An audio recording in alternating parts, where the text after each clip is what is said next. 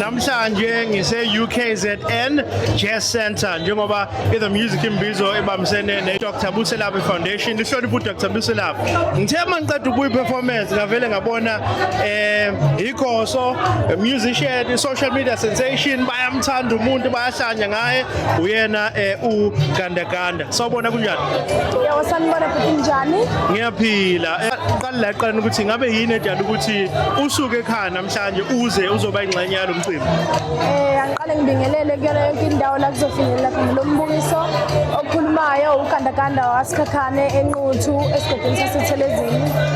Sila namhlanje emcimbini wokubungaza uDr. Buselaphi nomsebenzi wakhe wonke omuhle awenzayo na yonke nje indlela ayihambile emculweni.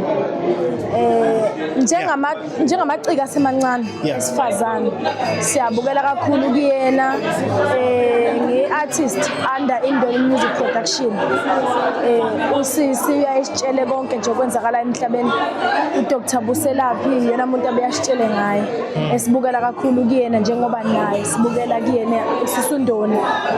So sayiyona indlela yokuhamba empilweni yomculo engilethe khona la ekhaya namhlanje.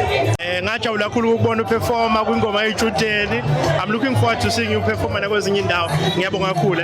Siyabonga kakhulu futhi. Thank you.